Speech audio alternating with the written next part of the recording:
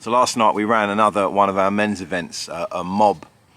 Every time we do these, we paint signs like this and we hang them in the trees. They can be statements, questions, lyrics from a song, just little prompts for the men who are coming to hang out with other men, eat some food, throw some axes, have a nice cigar, just catch up with people. And we always want to prompt them because at some point we want to have a conversation about some sort of pressing issue amongst men. And this time in particular, I think this is an issue that definitely crosses over to men and women, or all people, rich, poor, no matter how you're doing or not. We designed this little thing, this idea, a bridge of lies. And the men came down, instead of normally have 4 or 5 signs before they get to this little bridge behind me. But we did it differently this time. We had just 2 signs.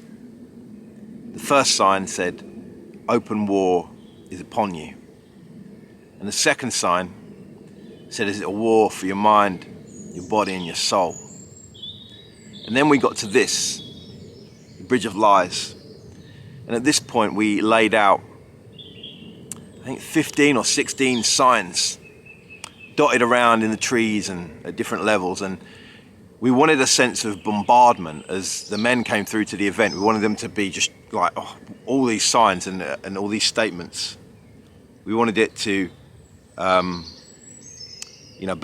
them, overwhelm them. Essentially crossing this little bridge, we wanted it to be like crossing into a brain of someone full of negative thoughts, someone berating themselves. Because I think we all do that, don't we? That there's points where something goes wrong, you do something, you just straight away, that this thing of self-talk, this script running in your brain, uninvited, unwelcome sometimes, just begins to play. I'm sure you get this. Something happens, you make a mistake, maybe it's something you've done before and you thought got over it, you learned, and you just say, "Oh, you fucking idiot. You worthless piece of shit." Whatever. This negative script, these negative thoughts come into your brain. There was a research done and it said that we have between 60 and 80,000 individual thoughts every day. Between 60 and 80,000 individual thoughts every day. But here's the kicker. The same report said that 80%, pretty much 80% on average of those thoughts are negative. They're negative. Think about that for a second. 80,000 thoughts, 80%, that's 64,000 thoughts a day about yourself. Words you say, thoughts you have, opinions you form about who you are and what you're doing, and they're negative. Negative.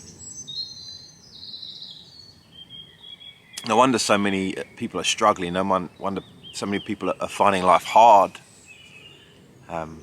in this modern world. So we had them cross the bridge and we wanted them to try and place themselves in one of the statements if they could. And at a certain point in the evening we asked them that, what did you see? And it was amazing as the men would share, I definitely have that script of imposter. I definitely have that thought, you're all alone. You've missed the boat. Liar. You worthless piece of shit. They all hate you. So if we all have these thoughts, if 80% of those 80,000 thoughts are negative, what do we do to combat that? How can we get past this stuff that occupies our brains, our thoughts?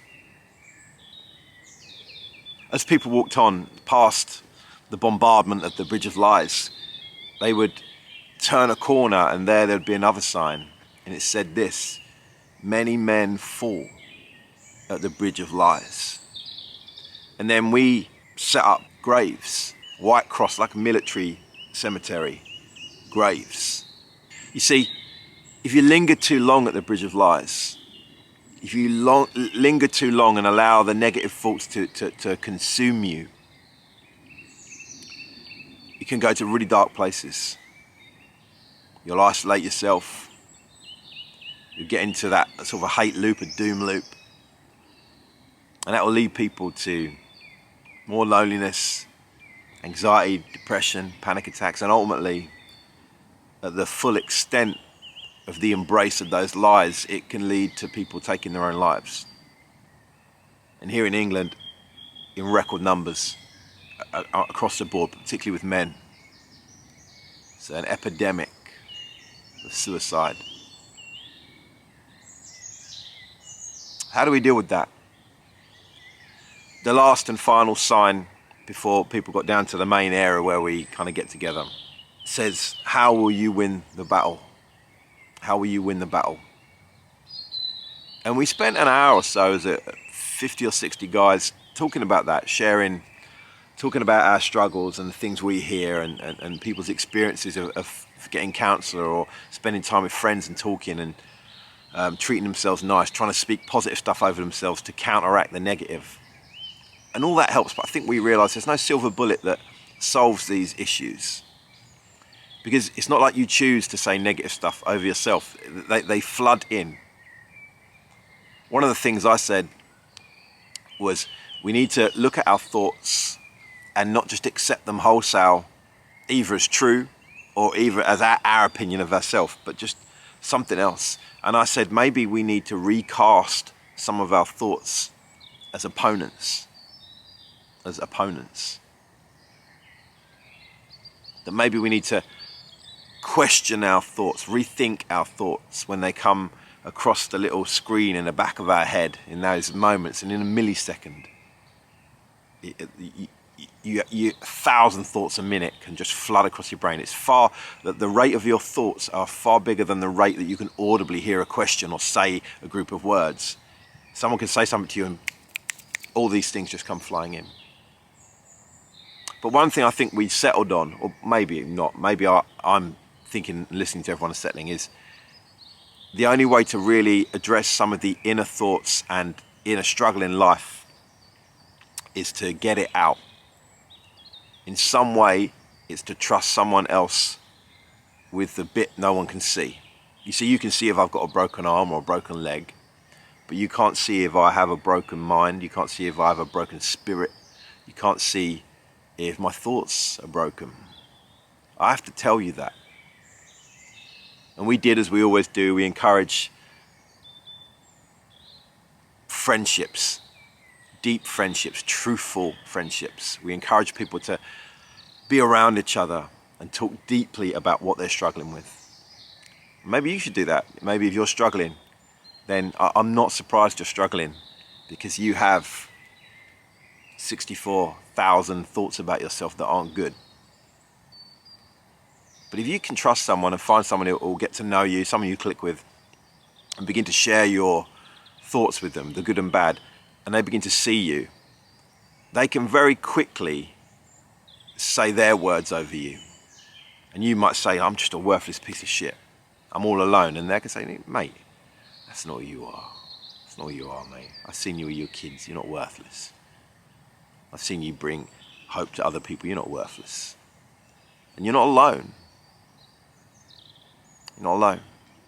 The key in all this, I think, no matter who you go to and what path you take to get through it, is you do need to break cover. Silence kills. Loneliness kills.